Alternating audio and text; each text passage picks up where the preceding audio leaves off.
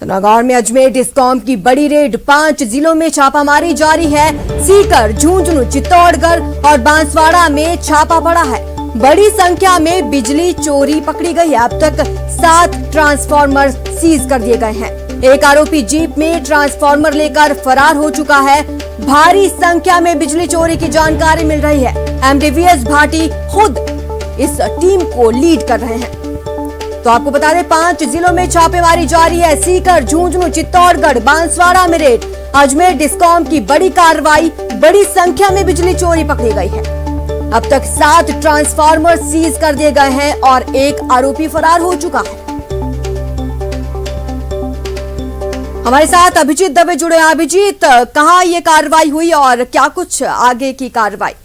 देखिए, अजमेर डिस्कॉम को पिछले कई दिनों से लगातार इस तरह की शिकायतें मिल रही थी कि कोरोना के आड़ में जो कई लोग हैं, खासतौर से जो रूरल बेल्ट के एरियाज हैं, वहां लोग बड़े पैमाने पर बिजली की चोरियां कर रहे हैं। और उसी को देखते हुए आज जो डिस्कॉम के एमडी हैं वीएस भाटी, इन्होंने जो 5 जो अजमेर डिस्कॉम के अधीन आने वाले 11 जिले हैं, उनमें से 5 ऐसे जिले जहां सबसे ज्यादा शिकायतें आ रही थी, सीकर, झुंझुनू, चित्तौड़, बांसवाड़ा और नागौर, इन 5 जिलों में स्पेशल ड्राइव चलाते हुए तमाम जो सीनियर ऑफिशियल्स हैं उनको इंस्पेक्शन के और विजिलेंस के निर्देश दिए थे। खुद डिस्कॉम के एमडी वीएस भाटी भी नागौर जिले के मेड़ता में इस वक्त मौजूद हैं। अब से कुछ देर पहले हमारी बातचीत हुई है। बड़ी संख्या में करोड़ों रुपए का जो बिजली चोरी है वो अब तक निकल के सामने आई है।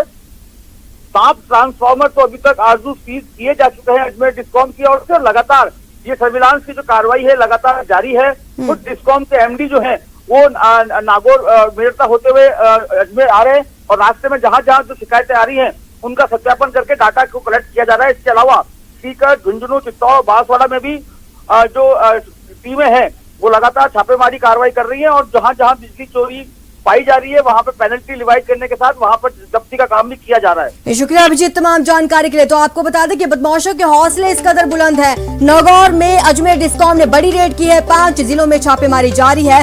बड़ी बिजली चोरी की यहां पर कार्रवाई की गई है। सीकर, झुंझुनू, चित्तौड़गढ़ में ये कार्रवाई हुई है जहां बिजली चोरी पकड़ी गई है। फिलहाल एक आरोपी फरार है जिसकी तलाश जारी है।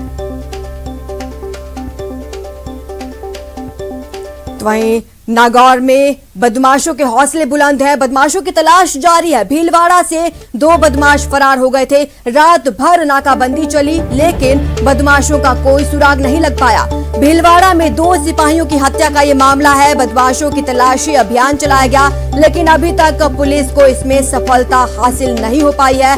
रात भर नाकाबंदी की गई लेकिन बदमाशों का कोई सुराग नहीं मिल पाया। भीलवाड़ा में सिपाहियों की हत्या का ये मामला बताया जा रहा है।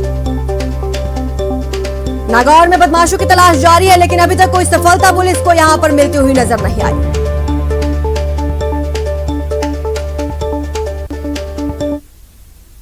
शहर शहर चोर और बेखौफ बदमाश, 4 तस्वीरों में आपको 4 वारदातें दिखाएंगे। 3 मिनट में एक स्कॉर्पियो चोरी हो जाती है। हालांकि एक कंपनी से गोल्ड की डकैती करने वालों को पुलिस 3 घंटे में दबोचने में कामयाब हो जाती है। तो वहीं 24 घंटे के अंदर शातिर सिलेंडर चोर भी पकड़ा जाता है। हालांकि एक मंडी में व्यापारी पर सरेआम फायरिंग करने वाले अभी तक पुलिस की पकड़ से बाहर हैं। ये तस्वीरें आप देख सकते हैं किस तरह से बेखौफ बदमाश सरेआम वारदातों को अंजाम देते हैं। कुछ तस्वीरें जो सीसीटीवी कैमरा में कैद हुई हैं आप अपने सामने देख सकते हैं। कहीं पर सिलेंडर चोरी की वारदात को अंजाम दिया जाता है तो कहीं पर वाहन चुराए जाते हैं। चुरू में नकाबपोश बदमाश फिल्मी स्टाइल में सोमवार को मणप्पुरम फाइनेंस लिमिटेड में दिन दहाड़े 17 किलो गोल्ड और 8,92,000 रुपए लूट लगाए। बदमाशों ने वारदात को सिर्फ 12 मिनट में अंजाम दिया। इसके बाद बदमाश आराम से फरार भी हो गए। घटना के बाद हरियाणा बॉर्डर सहित आसपास के जिलों में नाकाबंदी करवा दी गई है। लूट में शामिल 2 बदमाशों को हरियाणा के हिसार में पकड़ लिया गया। इन्हें लूट के करीब 3 घंटे बाद 6 बजे उकलाना सुरेवाला मोड़ पर पकड़ा गया। हरियाणा पुलिस ने इस मामले में राजस्थान पुलिस को जानकारी दी है। दोपहर करीब 3 बजे 4 बदमाश यहां पहुंचे। उस दौरान ब्रांच में मैनेजर समेत 4 लोग मौजूद थे। बदमाशों ने हथियारों से सभी को धमकाया और सोने के गहने और कैश लेकर फरार हो गए।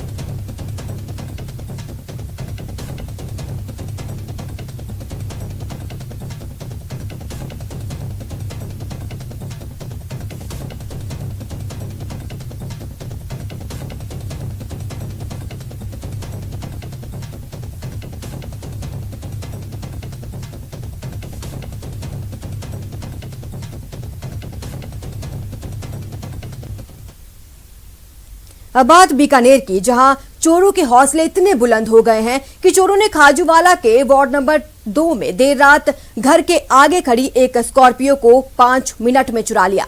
चोरी की ये पूरी वारदात घर के बाहर लगे सीसीटीवी कैमरा में कैद हो गई। बीकानेर में घर के आगे गाड़ी खड़ी कर अगर आप ये सोचते हैं कि आपकी गाड़ी सुरक्षित है, तो फिर आपके लिए ये खबर सावधान करने वाली है, क्योंकि हो सकता है आपकी गाड़ी पर भी किसी की नजर लगी हो। गौर से देखिएगा सीसीटीवी में रिकॉर्ड हुई अंधेरी रात की इन तस्वीरों को। बीकानेर के खाजूवाला के वार्ड नंबर 2 का इलाका है ये। यहाँ ward number 2 CCB chairman Bhagirath Jyani ने अपने घर के सामने स्कॉर्पियो खड़ी कर रखी थी। रात के अंधेरे में करीब 2 बजे यहाँ एक स्विफ्ट कार आकर रुकी। इसमें से एक शख्स नीचे उतरा और फिर इधर उधर की रैकी करने के बाद जुगाड़ से स्कॉर्पियो को स्टार्ट कर लिया।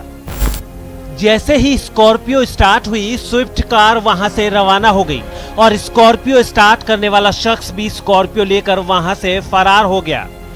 हैरानी की बात यह है कि स्कॉर्पियो की चोरी में 5 मिनट भी नहीं लगाए इन शातिर बदमाशों ने। वो तो किस्मत अच्छी थी भागीरथ ज्याणी की, जो स्कॉर्पियो चोरी कर ले जा रहे बदमाशों से खाजूवाला दंतौर हाईवे पर 18 केजीडी के पास स्कॉर्पियो का एक्सीडेंट हो गया और उन्हें गाड़ी छोड़कर भागना पड़ा।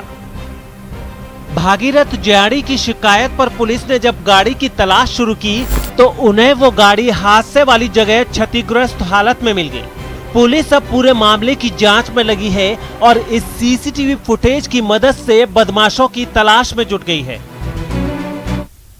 तो विधायक भंवरलाल शर्मा मौजूदा सियासी घटनाक्रम पर प्रेस वार्ता कर रहे हैं। दिखाते हैं सीधा प्रसारण। अपने आप को हाईलाइट करने के लिए किसी प्रकार का सगुआ फेंक देते हैं ताकि वो व्यक्ति चर्चा में रहे। नहीं, वो कह रहे हैं कि उनके काम नहीं हो रहे। कल हरीश मीणा ने कहा और कई जो विधायक हैं सचिन पायलट जी के साथ में, वो कह रहे हैं कि हमें टारगेट करके कि वो पायलट के साथ है इसलिए उनको टारगेट करके उनके काम नहीं किए जा रहे हैं। हरीश मीणा ने भी कहा कि पायलट के साथ होना कांग्रेस के खिलाफ होना नहीं है। हमारे से तो जो वादे किए थे मुख्यमंत्री ने निश्चित तौर से पूरे हो रहे हैं, विकास के काम हो रहे हैं। मेरे यहाँ 100 बेड का हॉस्पिटल हो गया, महिला महाविद्यालय हो गया, एडीजे कोर्ट हो गया। ये जो हमने मांग की थी वो निश्चित तौर से पूरी होती जा रही है। इसीलिए गए थे क्या आप मानेसर इसी मांग के लिए? मानेसर इसी मांग के लिए गए थे क्या आप? बोल रहे मानेसर गए थे तो इन्हीं मांगों के लिए गए थे? मेरे काम नहीं हो रहे थे इसीलिए गया था और जब बैठ के समझौता हो गया कि तुम्हारे विकास के काम होंगे तो मैं तो क्षेत्र के विकास के कार्य चाहता हूँ और मेरी कोई महत्वाकांक्षा नहीं है। तो भंवर जी अब आपके नेता नहीं है सचिन पायलट कुल मिलाकर? देखिए, मेरे तो सभी माननीय विधायक हैं, वो मेरे साथी हैं, वो भी मेरे से जो सीनियर हैं वो सब नेता हैं और सचिन जी पायलट को भी नेता मानता हूँ। अशोक जी गहलोत उनसे सुपर हैं, वो मुख्यमंत्री हैं, तो उनको नेता तो मानना ही पड़ेगा, मानना पड़ेगा, नेता है और सचिन जी को भी उनको नेता मानना पड़ेगा। भोला जी, आज अगर शक्ति परीक्षण होता है आपके सामने ये चूज करने का मौका आता है कि अशोक गहलोत और सचिन पायलट, आप किनको चूज करेंगे? ये काल्पनिक बात है, इसका कोई जवाब नहीं है। तो आपको लगता नहीं है मंत्रिमंडल फेरबदल हो, विस्तार हो, कोई जरूरत नहीं? समय आने पर होगा। मैं पहले कह चुका कि 9 अनार और 25 बीमार। अब किसको लें? बसपा वालों को लें, जो उनके साथ कैंप में जैसे रहे उनको लें, निर्दलीयों को लें, सचिन जी पायलट के साथ हैं उनको लें। वो सब सोच समझ के मुख्यमंत्री को अपने विवेक से निर्णय लेना पड़ेगा। राजेंद्र गुड़ा कह रहे कि बसपा वाले जो और 10 वो नहीं होते तो अब तक तो पुण्यतिथि मन चुकी होती। आप सीनियर हैं, कोई फॉर्मूला आपने सुझाया हो मुख्यमंत्री को कि ये जो पूरा असंतोष है इसको कैसे दूर किया जाए? मुख्यमंत्री जी स्वयं समझदार हैं, तीसरी बार मुख्यमंत्री हैं और पूरे हिंदुस्तान में अपनी राय देते हैं। प्रधानमंत्री जी को भी अपने मन की बात कहते हैं, उसको मनवाते भी हैं। इसलिए मुख्यमंत्री जी को राय देने की स्थिति भी है नहीं। मुख्यमंत्री जी अपने आप अपने विवेक से सारा निर्णय लेंगे। मुख्यमंत्री जी 2 महीने के लिए कह रहे हैं कि डॉक्टर्स ने उनको सलाह दी हो किसी से मिलेंगे भी नहीं। ऐसे माहौल में जब आपके पार्टी के विधायक हैं उनमें असंतोष है, वो लगातार डिमांड कर रहे हैं, आपको क्या लगता है मुख्यमंत्री को ऐसे माहौल में अलग रहना चाहिए या सामने आकर के मिलना चाहिए लोगों से? ऐसा है, जो स्थिति पैदा हुई है इसको मेरी समझ में कुछ तो बढ़ा चढ़ा के बोला जा रहा है। थोड़ा बहुत असंतोष तो हो सकता है, सभी लोगों की अपनी महत्वाकांक्षा होती है। एक बार एमएलए बनाए उसकी भी महत्वाकांक्षा है और 7 बार बनाए उसकी भी महत्वाकांक्षा है। इसलिए महत्वाकांक्षा को मुख्यमंत्री किस प्रकार शांत करेंगे वो मुख्यमंत्री का काम है। आपको सर क्या लगता है, क्योंकि जो नई पीढ़ी है वो कांग्रेस को एक अलग तरीके से देख रहे हैं कि कांग्रेस में आने की बजाय स्थितियां ये हो रही है कि यहाँ तो पलायन हो रहा है, कभी कोई छोड़ के जा रहा है, कभी कोई छोड़ के जा रहा है। आप वरिष्ठ हैं, अनुभवी हैं, कोई सुझाव दिया अपने पार्टी के नेताओं को कि जो पार्टी की मौजूदा स्थिति है, देश आपको एक अल्टरनेटिव उसके तौर पर देख रहा है, क्या करेंगे? निश्चित तौर से मैं तो ये कहना चाहता हूँ कि पुनर्विचार करना होगा। किस समय रहते हुए ऐसा कोई होने वाला है नहीं कि सरकार को कोई खतरा हो। राजस्थान में सरकार को कोई खतरा नहीं है। ये इस प्रकार की न्यूज आती रहती है, जाती रहती है, समय बदलता रहता है। अब लोगों का असंतोष अपने आप खत्म हो जाएगा। क्या आप ये बताओ, सभी मंत्री बन जाएंगे क्या? सर ये बात 1 साल पहले आपको पता थी ना कि एक साथ तो सारे मंत्री नहीं बन सकते, मानेसर तो गए थे आप। ऐसा है, मैं मंत्री बनने के लिए उस समय भी नहीं गया जब मेरी मुख्यमंत्री की इच्छा पूरी नहीं हुई तो मैं मंत्री बनने के लिए क्या करता। अब बुढ़ापे की शादी किस काम की है? इसलिए मुझे तो ये सब नहीं चाहिए। मुझे तो मेरे क्षेत्र का विकास चाहिए, क्षेत्र के विकास के कार्य चाहिए। न डरिए न डराइए, सच जानिए और वही बताइए। प्लीज अफवाह मत फैलाइए। वैक्सीन ही संजीवनी है, इसे अपनाइए और यही काम कर रहा है नेटवर्क 18, जो फेडरल बैंक के साथ मिलकर वैक्सीनेशन को लेकर जागरूकता अभियान चला रहा है, जिसका नाम है संजीवनी अ शॉट ऑफ लाइफ, और काम है जागरूकता के जरिए कोरोना को मात देना।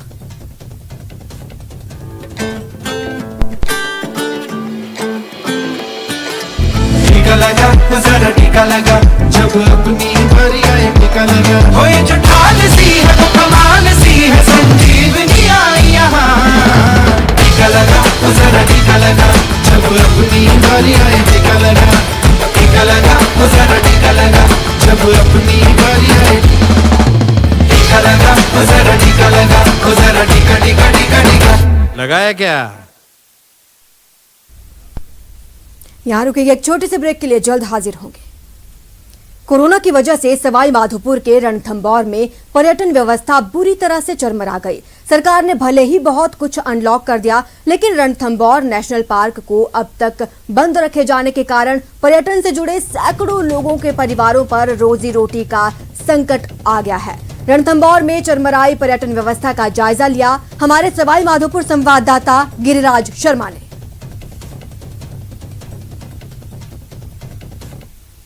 कोरोना की घातकता के चलते कई बड़े उद्योग धंधों ने दम तोड़ दिया। वहीं बात सवाई माधोपुर की करें तो रणथंभौर में भी करोड़ों की टूरिज्म इंडस्ट्री पूरी तरह से दम तोड़ चुकी है। हालांकि सरकार कई दम तोड़ चुके उद्योग धंधों को एक बार फिर से पटरी पर लाने का प्रयास कर रही है, लेकिन सवाई माधोपुर में पर्यटन व्यवसाय पूरी तरह से चौपट है। सवाई माधोपुर में टूरिज्म इंडस्ट्री से इफेक्टेड हो रहे हजारों ऐसे परिवार हैं जिन पर रोजी रोटी के संकट के बादल मंडरा रहे हैं। हमारे साथ में बात करने के लिए इस वक्त भी कुछ टूरिज्म इंडस्ट्री से जुड़े हुए पदाधिकारी हैं। आइए उनसे जानते हैं। हमारे साथ में बात करने के लिए मौजूद हैं नेचर गाइड एसोसिएशन के अध्यक्ष रफीक मोहम्मद जी। आइए उनसे जानते हैं कि क्या और किस तरीके से इफेक्टेड है फिलहाल रणथंभौर। रणथंभौर बहुत ज़्यादा इफेक्टेड है। पिछले करीब 2 महीने से हम रोजी रोटी की संकट से, बहुत ज़्यादा गहरा संकट है, स्पेशली छोटे लोगों के ऊपर, जिसमें गाइड्स, ड्राइवर और होटल में काम करने वाले लोग प्लस होटलियर्स। रणथंभौर पूरा डिपेंड है टूरिज्म इंडस्ट्रीज़ के ऊपर, और आपने रणथंभौर में और राजस्थान में एक दोहरी नीति अपना रखी है। जबकि राजस्थान वो स्टेट है जहाँ पर टूरिज्म देने वाला स्टेट है। यहाँ से लोग सीख के जाते हैं दूसरे स्टेट में, एग्जाम्पल केरला में हो, गुजरात में हो, महाराष्ट्र में हो, बॉम्बे हो। रणथंभौर में टूरिज्म को बंद करके रणथंभौर की रोजी रोटी और रणथंभौर लोग बिल्कुल ज़ीरो पे आ चुके हैं। अतः आपके मीडिया के माध्यम से हमारी ये अपील है श्रीमान मुख्यमंत्री महोदय से कि रणथंभौर के पार्क को चालू किया जाए, जिस तरीके से अन्य राज्यों के पार्क चालू हैं। हम रणथंभौर के लोग पिछली बार की तरह जो गाइडलाइन बनाई गई थी उस गाइडलाइन को फॉलो करके RT-PCR, सैनिटाइज़र, मास्क, जो भी गाइडलाइन बनाएगी गवर्नमेंट, उसको हम फॉलो करने को तैयार हैं और रणथंभौर को चालू किया जाए। गिरिराज शर्मा, न्यूज़ 18, सवाई माधोपुर। अब बात अलवर जिले के ग्रामीण विधानसभा क्षेत्र में स्थित सरकारी अस्पताल की, जो महज पशुओं का तबेला और अनाज का गोदाम बनकर रह गया और इलाके के मरीजों का इलाज भगवान भरोसे है। ये रिपोर्ट देखिए। भगवान भरोसे भजेड़ा गांव के मरीज, सरकारी अस्पताल तबेले में तब्दील। आखिर कैसे होगा मरीजों का इलाज? चारों तरफ गंदगी का साम्राज्य, कैंपस में चारा खाती भैंसें और कमरों में सूख रही प्याज की फसल। जी हां, ये नजारा है अलवर के ग्रामीण विधानसभा क्षेत्र के भजेड़ा गांव में स्थित सरकारी उप स्वास्थ्य केंद्र का, जो सुविधा और डॉक्टरों के अभाव में पिछले 10 वर्षों से बंद पड़ा है और ग्रामीणों का इलाज भगवान भरोसे चल रहा है। सर, इस हॉस्पिटल को बंद हुए 10 साल हो गया लगभग। तो कहने का मतलब ये है कि गांव में कोई भी मतलब मरीज होता है या किसी को भी प्रॉब्लम होती है, तो अगर गांव में सुविधा हो तो मतलब इमरजेंसी है तो गांव में यहाँ पे सुविधा हो तो इतनी दूर ना जाना पड़े। यहाँ कोई नहीं बैठता और 10 साल से कोई नहीं बैठ रहा है। स्थिति हो रही है इसकी बहुत खराब स्थिति है।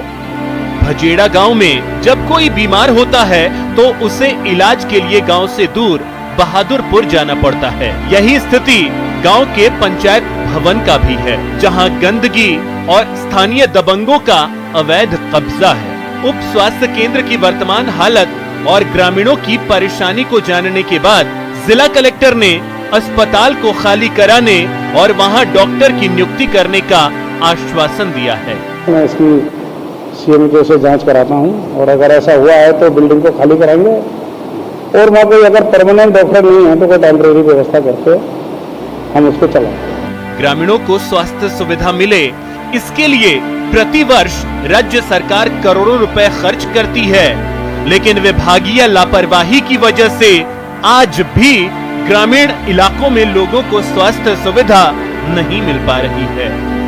न्यूज़ 18 राजस्थान के लिए अलवर से राजेंद्र की रिपोर्ट। लंबे बालों को खूबसूरती की निशानी माना जाता था इसलिए क्योंकि अब वक्त बदल रहा है और बदल रही है खूबसूरती की परिभाषा। इन लड़कियों से मिलिए और असली खूबसूरती पहचानिए। क्या आप इन्हें देखकर संवेदना जता रहे हैं? अगर हाँ, तो आप गलत समझ रहे हैं। ये किसी बीमारी से पीड़ित नहीं, बल्कि एक खूबसूरत दिल रखने वाली अजमेर की बेटी है। नाम है वर्षा कुमावत। इन्होंने एक मिसाल पेश की है। कैंसर पीड़ितों के लिए अपने बाल डोनेट कर दिए। फैसला 2019 में ही कर लिया था, लेकिन प्रक्रिया के बारे में जानकारी नहीं थी। पहले जानकारी जुटाई और फिर कैंसर पीड़ित मरीजों के कल्याण के लिए काम करने वाली गुजरात की एक संस्था को अपने बाल डोनेट कर दिए। मैं ये बोलना चाहूँगी उन लड़कियों से जो भी जिनके घर वाले अगर इस चीज़ को सपोर्ट करते हैं कि डोनेशन एक बहुत अच्छी चीज़ है, हेयर डोनेट का अगर जिनके घर वाले सपोर्ट करते हैं, तो मैं उन सभी गर्ल्स को ये बात बोलना चाहूँगी कि डेफिनेटली उनको जिस तरीके से मैंने आज इतनी हिम्मत करके फाइनली इतनी हिम्मत करके ये काम करा है, तो वो लोग भी जरूर करें। घर वाले सपोर्ट करते हैं तो इस चीज़ का अच्छे से फ़ायदा ले और अपने हेयर डोनेट करके उन कैंसर पेशेंट्स को बहुत अच्छा अपन एक स्माइल दे सकता है। अगर कोई कैंसर पेशेंट अपनी वजह से खुश हो सकता है, स्माइल आ सकती है, तो ये कोई बुरा नहीं है। वर्षा से पहले अजमेर की ही एक और बेटी रीवा ने भी साल 2019 में मुंबई की एक संस्था को अपने बाल डोनेट किए थे। रीवा को जब वर्षा के बारे में पता चला तो उन्हें बेहद खुशी हुई। वो चाहती हैं इस नेक काम में और भी लड़कियां आगे आएं और अपने बालों का बलिदान देकर कैंसर पेशेंट्स के चेहरे पर मुस्कुराहट लाएं। वर्षा कुमावत नाम की एक लड़की जो कि अजमेर से ही है, उन्होंने भी अपने बाल कैंसर पेशेंट्स को डोनेट किए हैं और गुजरात में एक फाउंडेशन है जहां उन्होंने वो बाल भेजे हैं। मुझे ये सुन के बहुत खुशी हुई कि और लड़कियां आगे बढ़ रही हैं और सोसाइटी में जो खूबसूरती की ये दायरे हैं उसे चैलेंज कर रही हैं और अपने दायरे अपने लिए खुद बना रही हैं और ये फैसला ले रही हैं कि दूसरों को मदद करने में ही असली खूबसूरती है। दोनों बेटियों के दिल जितने खूबसूरत हैं, उतनी ही खूबसूरत है उनकी वो मंशा, जो समाज के लिए एक आईना है और एक मैसेज भी कि खूबसूरती सिर्फ बालों से नहीं, दिल से आंकी जाती है। और ऐसे दिल कैंसर पेशेंट्स की एक स्माइल के लिए काफी हैं। न्यूज 18 के लिए अजमेर से अभिजीत दवे की रिपोर्ट। सोच अच्छी हो और हौसला बुलंद हो तो मुसीबत हार मान ही लेती है। ये बात 3 फीट के रोहित को अच्छे से समझ आ गई, तभी तो मौका मिलते ही उसने टीका ले लिया। उम्मीद है आप भी रोहित की बात को अच्छे से समझेंगे और उस पर जल्द से जल्द अमल करेंगे।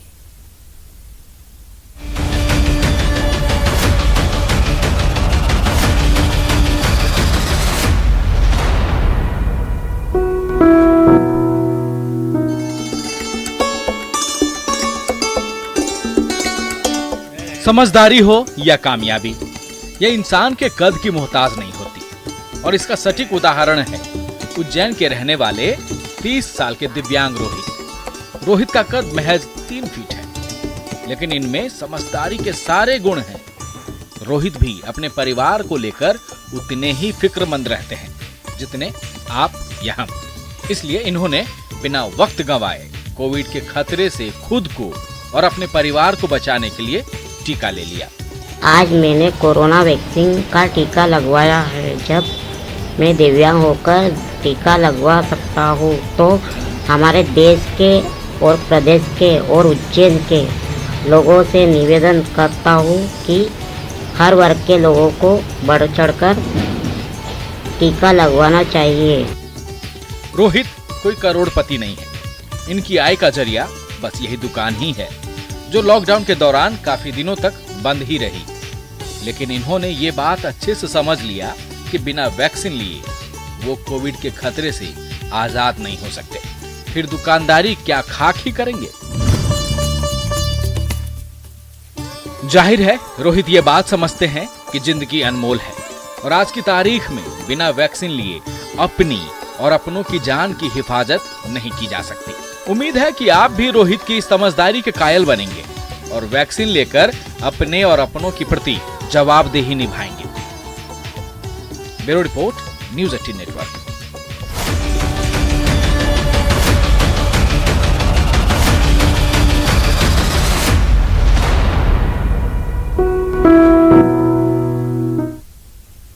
इस बुलेटिन में फिलहाल इतना ही। आप देखते रहिए न्यूज 18 राजस्थान।